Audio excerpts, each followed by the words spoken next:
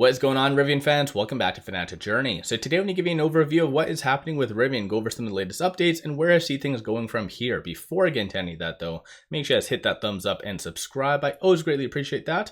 And with that said, let's get right to it. So currently it is up 2.92%. It did have a lot of good momentum first thing with a lot of the other EVs. Went as high as 27.47, but in Rivian's case, it started to pull back a little bit more so because of the technicals. But a lot of the EVs are rallying because of good old Biden. So he is trying to crack down on gas-powered cars by forcing them to be more efficient, which in turn will raise the prices of gas-powered vehicles and hopefully in turn will have people going towards EVs, especially as well a lot of the infrastructure is being very much boosted throughout the state. So I think this is going to be a very good thing for EVs going forward. At the time of doing this video, there hasn't been really any SEC filings, no press releases over the last little bit. So it is just merely following the broader market and that Biden news as well. So I'll give you guys a quick overview of some of the data points, starting off with options activity. So when it comes down to today, it is roughly around 16 minutes left in the trading day on a Friday, and there is $19 million in calls being purchased today, 5.67 million in puts. So overall 77% bullish. So of course people are anticipating that Rivian is going to continue to trend up. And as well, similarly, if you're looking at this chart right here, it is anticipated more so next week to go as high as around $28. So between the $27 to $28 range. So let me know you guys' thoughts on that. And of course their Q2 earnings, I believe, is on August the 8th. So based on that, it is kind of all over the place. A lot of volatility, but anywhere from around $29 to $30 is anticipated. But when it comes down to this or kind of this chart or options in general, it is just merely a sentiment and does not move the stock price by any means. As far as what big money is doing right now, these are all the transactions that have occurred on the secondary market over $100,000. So as I've said, the frequency is definitely there. So a lot of transactions, just not a lot of big substantial ones that was occurring roughly around 2 to 3 weeks ago. There was one first thing in the morning for $7.06 million. Yesterday after hours, there was $39.5 million, but as well, I guess on a side note, today is Friday and typically Friday is a little bit lower for volume as well. But when it comes down to it, I'll give you guys a quick overview of what shorts are doing. So as far as what they are doing, so short score is currently 62, utilization is 33.21%. And looking right here, so shorts are technically returning 405,000 shares. So of course, by interpreting this data, it is very good and bullish.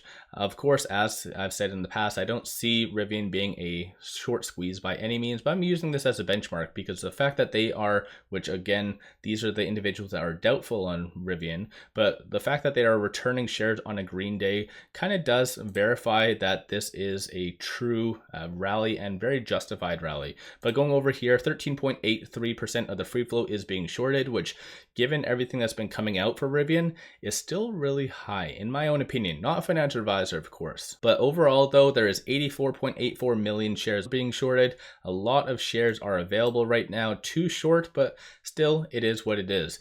When it came down to this, that did come out yesterday, there was some analyst ratings. So one from Needleham, from Chris Pierce, who does have a 31% success rating. They gave a buy rating and a $31 target. And then there was Ivan Feinstein or whatever his name is with Tigris. I've never really heard of them, to be honest, but they gave a buy rating, $36 target. So of course that is fairly good. And I do anticipate a lot more analysts to jump on board and give ratings or re-ratings on Rivian after their Q2 earnings on the 8th. So definitely a lot of exciting things are going to be coming down the pipeline. Latest round of 13Fs, and keep in mind as well going into next week, that is when a lot of the big players are going to be disclosing their 13Fs, such as BlackRock, Vanguard, and various other ones like that.